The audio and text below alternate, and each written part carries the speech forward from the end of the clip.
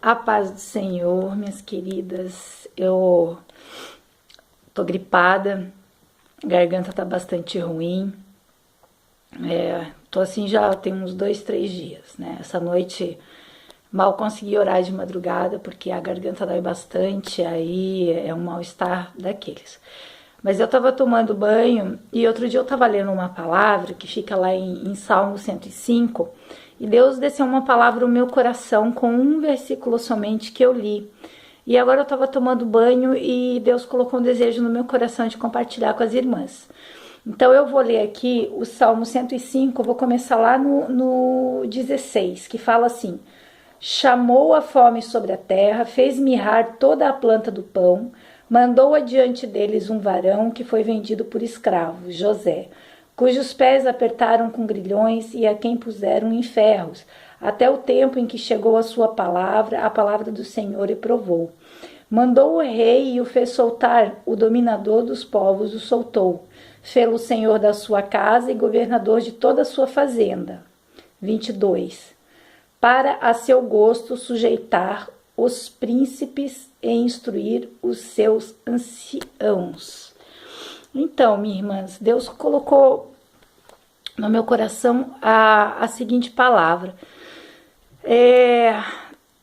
Deus, ele permitiu com que José passasse praticamente pelo vale da sombra da morte, né? Ele foi jogado num buraco, foi vendido como escravo, depois ele foi preso de novo, acusado de tentativa de estupro pela mulher de Potifar, e assim Deus foi trabalhando na vida dele, e assim Deus vai trabalhando na nossa vida.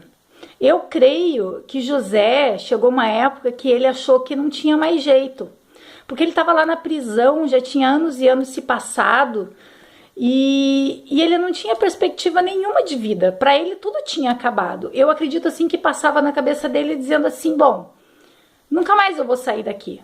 Acho que Deus esqueceu de mim, e se ele não esqueceu, quem sabe seja esse o meu destino. Nasci para isso, né? Para sofrer, para ficar aqui. O Senhor não me escuta mais. Mas no coração de Deus tinham outros planos para José. No coração de Deus os planos para José eram grandes. Lá atrás Deus tinha dado sonhos, né, a José. E tudo aquilo que estava acontecendo na vida de José era uma preparação para que os sonhos do coração de Deus pudessem se cumprir na vida de José, porque Deus deu os sonhos a José, mas era um sonho de Deus para a vida de José. Nunca tinha sido um sonho de José ser sobre os seus irmãos, sobre seu pai. Nunca tinha sido, eu acredito que nunca nem tinha passado pela cabeça de José ser governador de qualquer lugar, muito menos do Egito, né, de uma terra estranha.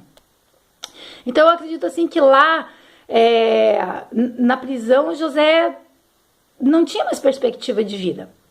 Ele estava ali fazendo o que foi colocado em suas mãos, porque tudo que botavam nas mãos dele prosperava.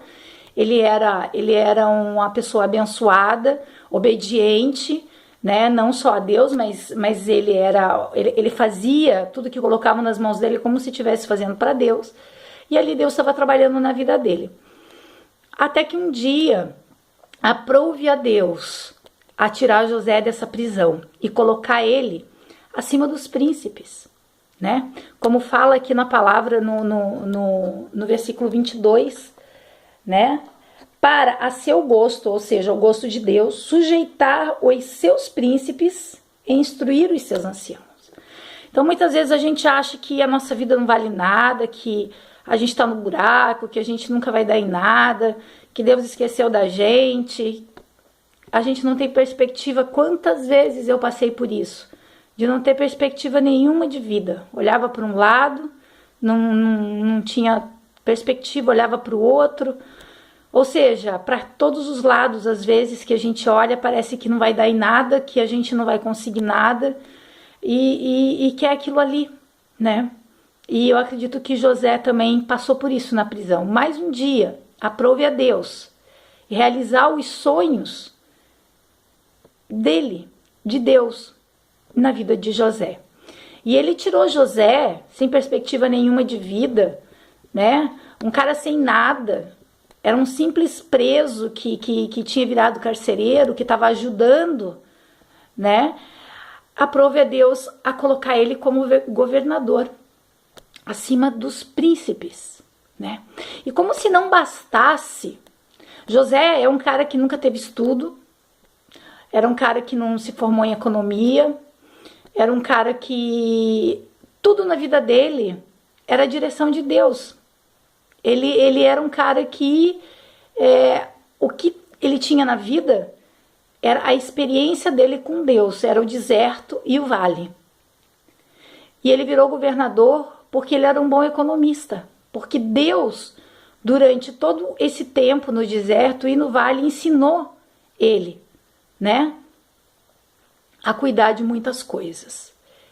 Ele não estudou numa faculdade, né, como Moisés, no caso, que no Egito, Moisés, ele falava várias línguas, ele era um doutor, pós-graduado. Já José não teve essa sorte. José, ele era intuitivo, era o que Deus colocava no coração dele, ele ouvia a voz do Espírito Santo e fazia. Deus, ele deu tanta sabedoria, mas tanta sabedoria a José, que a Bíblia ela nos fala para nós pararmos e ouvirmos os anciãos, porque os anciãos, eles viveram mais que nós, que os seus cabelos brancos nos ensinam muitas coisas. Só que com José foi diferente.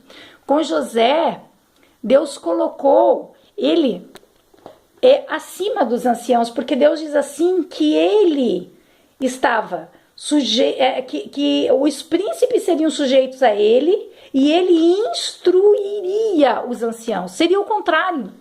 No lugar dos anciãos o instruírem, ele o iria instruir. Ele lhe fez mais sábio do que os anciãos, porque o ancião, por que ele é sábio? Porque ele tem tempo de vida. Ele já viveu 50, 60, 70, 80, na época lá, 100 anos. Então ele tinha, né? Os anciãos, eles sabiam muito mais do que um jovem na idade de José. Porque José, quando ele foi jogado na vala, ele era um menino. Então, ele era um cara jovem ainda. A única experiência de vida que ele tinha sido com Deus pelo que ele tinha passado, que foi o vale e o deserto. Então, o que eu quero dizer com tudo isso, minhas amadas, queridas? Não importa pelo que você está passando. Não importa se você não tem nada hoje. Não importa. Não importa se você não estudou. Não importa se você não tem dinheiro. Para Deus nada disso importa. Porque quando nasce um sonho para nós no coração de Deus, Deus, ele muda montanhas de lugar. Ele muda leis. Ele faz qualquer coisa para que isso aconteça nas nossas vidas, para que o sonho de Deus se realize nas nossas vidas. Deus colocou isso tão forte no meu coração, porque eu também, às vezes, eu me pergunto, o que o Senhor quer de mim? Qual que é o propósito dele aqui para mim nesse mundo, né?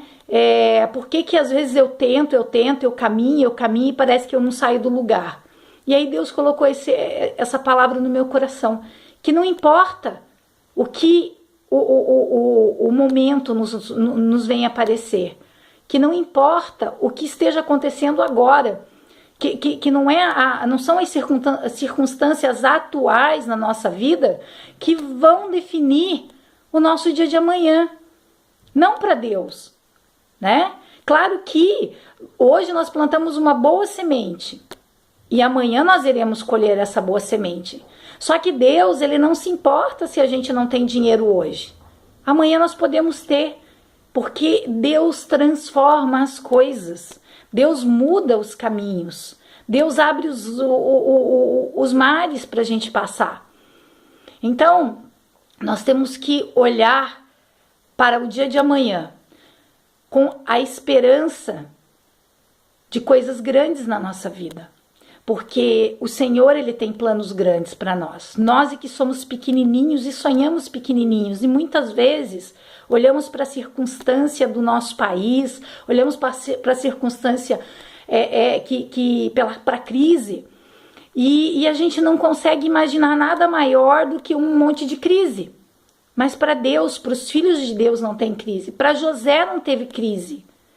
Porque Deus tirou o José lá de dentro da prisão e colocou como governador. Ele colocou sobre os príncipes e sobre os anciãos. Maior que ele era só Faraó. Faraó confiava tanto nele, que Faraó não ficava nem sabendo das coisas que ele fazia ou como ele fazia.